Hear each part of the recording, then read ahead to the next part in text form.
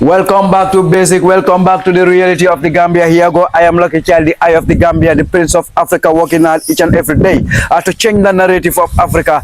Here go. I'm in Ayapa resident in Yunumbra at the moment. Well, before I go further, I love to extend my greetings to the four corners of the world. We're going inside to meet one of our Gambian beautiful, young imagination Gambian sister. So right now, look at this proper, standard, unique house right in the Gambia. That's so luxurious, that's so nice, that's so perfect right at the moment. I love the landscaping in and everything about the building, how it looks right at the moment. So I can't wait to go inside to show you everything about the house. In case when you're out there, you want to repatriate back to Africa, you want to visit the Motherland, or you want a house in the Gambia, here is the right place. Best place to live, the heart of the Gambia, airport resident, 7 minutes driving away from the airport. Right, Papa, you follow me in and then we show them everything unique, right? Wow, look at the landscaping of the flowers, everything, right? Look at the palm tree. Wow, you get the AC. That's now okay? Okay, cast power. And then that's the AC right now. Papa, you well, before we go inside, yeah? I would love to show you outside how it looks, yeah, and I love everything they design about the place. So what we're gonna do is I will drop the number. We go around, merry go around. We will drop the number in the video, right? In case if you want to talk to our Gambian sister, if you want to buy the house, you know, stay tuned and focus. You have the backside tab, right? So it's a twin tower, twin apartment, twin. So if you want to buy both, you can simply contact the number. So in case when you are living in here, is like upstairs and downstairs, you understand? And then that's our other side right there. So we're going to show you everything which is available right at the moment. So we're going to go around and then show you everything. So remember, anything that you buy is fully furnished, yeah? Fully furnished. So right, anything that you buy, if you buy this building, right, anything inside of the building, outside, internal, outternal, everything is belongs to you, right? Yes.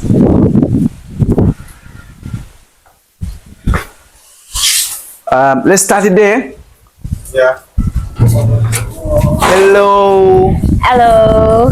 How are you doing? I'm fine. Welcome. You okay? Welcome. You okay? Welcome. Who are you welcoming? Are you welcoming Lucky Child or are you welcoming the subscribers, the viewers? I'm welcoming both of you. All of us? Yeah. What do you have for us?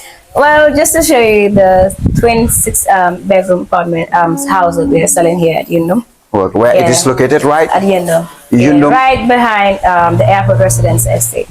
Airport residence. Yeah. What do you have for us right now? Well, Using things. Yeah. Yeah. But we can just go and take a look. We take a look. Yeah, this is the guest toilet. Yeah.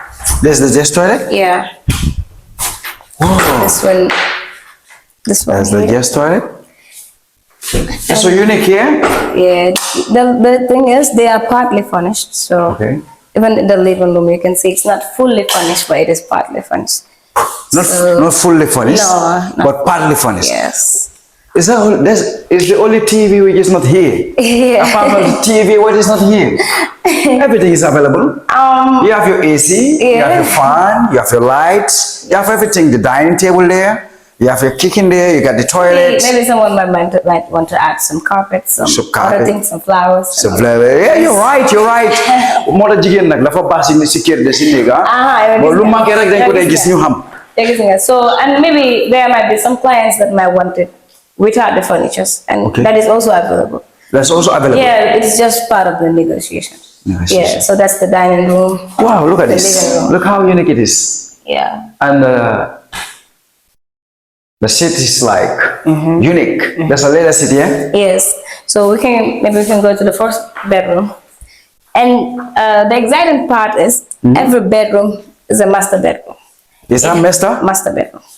Every bedroom? Yeah, it has its own working closet. So every bedroom has a king size? Not really for the beds, but every bedroom do have their own toilets. Anyway. Their own toilets? Yeah. Wow. That's amusing. So if the client likes it with the furnitures, we're gonna maintain it. So if they don't want it with the furnitures, then we can still sell them the house. You will bid down the price of the house. Yes, exactly. Wow. So I can show you guys the toilets. Here's the toilet for this room. go in and have a look.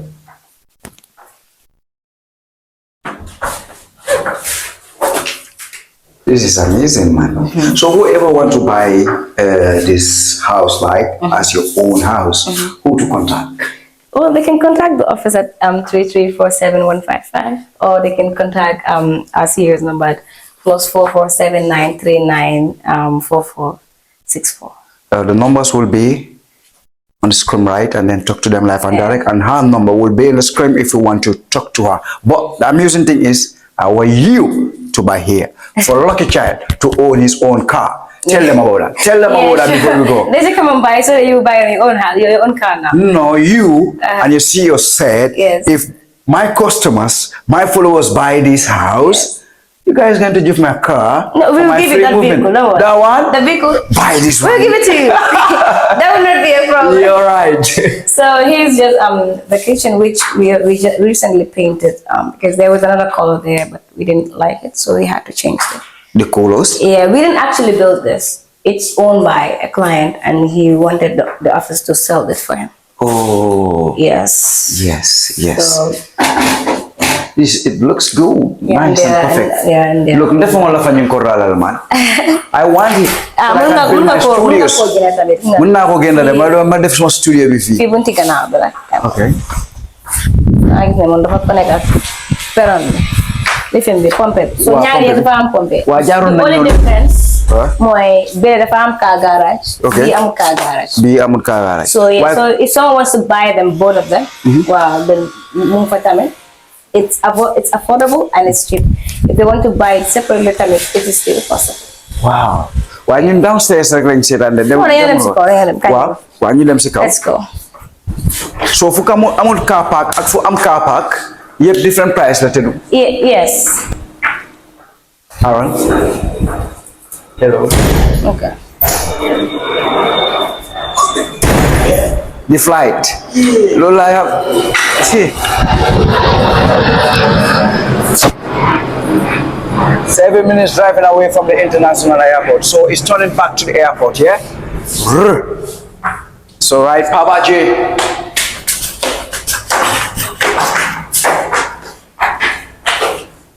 Fatima. Yes. So. Ahmad benen mu nekk si kaw. Empty space la nii. Empty space. Yeah, maybe it could be available for barbecue. Barbecue, whatsoever. Yes, so. What's up? You come room like every bedroom. Come on. Wow. Angalan mo manesa. You know what do I like about this place? Yeah, di mo like a master bedroom bi. Fanfi. Yes. Here's the master bedroom. Here's the master bedroom. Mota mo ginari? Mom, dafa am on you come. balcony. Princess come. Huh? Shit. And then you make up yourself. Why you see that?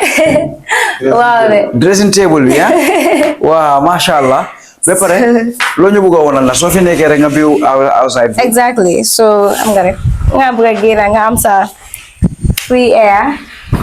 If you sorry with airport visa. Sorry with airport. You're right now plane bi romb na. Wow. You know 7 minutes driving away from the international airport. Exactly. So wolal len moto bi mu ngi la lay so ku bëgg ma dawal suma moto bo pare gënal kër gi ni man.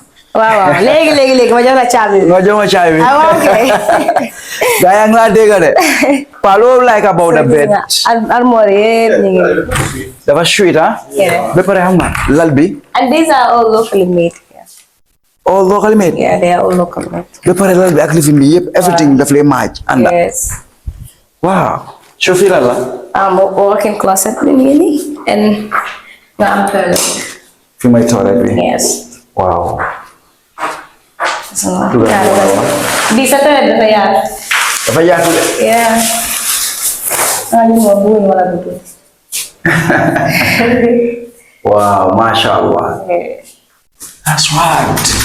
So dafa mel ni fii ak fële yëpp benn la. Yes. Lu nekk si Lu nekk fii moo nekk fële. moo nekk fële. It's all the same. So finally mën ngaa ñu yóbbu si kaw a kaw. Ñu mën a tëj foofu noonu vidéo bi. So xaaral ma wax la fii moom empty space la. Ok fii tam. Saal bu ndaw mën na fi nekk. Fii tam. Wala office su dee koo jënd dafa bëgg a am office. Comme like. Këram xam nga sometimes nga bëgg a am sa private time. While doing your work. Or maybe mu nekk saal bu ndaw tamit for business meeting or anything. Whatsoever. Waaw fii like lucky child mën na fi def studio am. Ah, yeah, we're gonna have. Wow. It's a big and benen. Oh, benen baranda la si biti.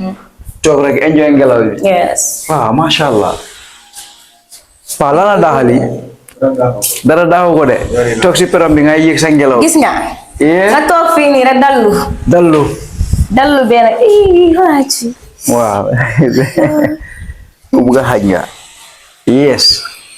Wow. So dañoo dem si kaw. Waaw ñu dem si kaw ma woon leen.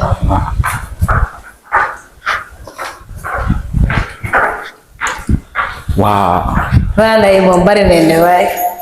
Tey xaaral ma woon gaay yi. Wana yi. Ma ne veranda yi moom bari na waaye ba tey xaaral ma woon gaay yi. Waaw ñu wonal ko gaay. Moom dafa yaatu. Foo mun a firi rek baax na. Foo mun a am sa bopp rek. Yes. Okay, fii mooy car park. Foofu mooy car park. Well, that's the only difference. Aside from ñaari. Ba pare fii ñaari ñetti pa moto mun na fii xëcc. Waaw. Rek jëkkër ak jabar yëpp seen moto mun na fii xëcc. Yeah. So, ñu dem si kaw. Yeah. Upstairs.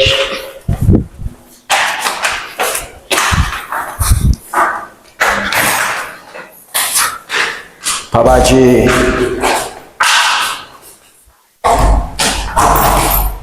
Princess of Africa moo ñu nekk di yow. So, gis nga fii moom. Fii borom su amee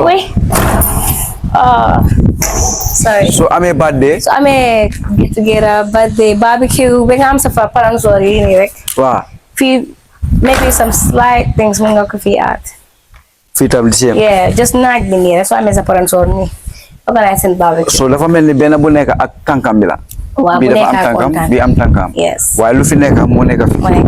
So ku bugg a fii comme am na ñoo xamante ne borom ñaari jabar. Boobu laa dee wax te pour kër bi pour ñooñu la sax borom ñaari jabar nga mun a teg awa bi fii. Waaw. ñaareel bi fii. Waaw.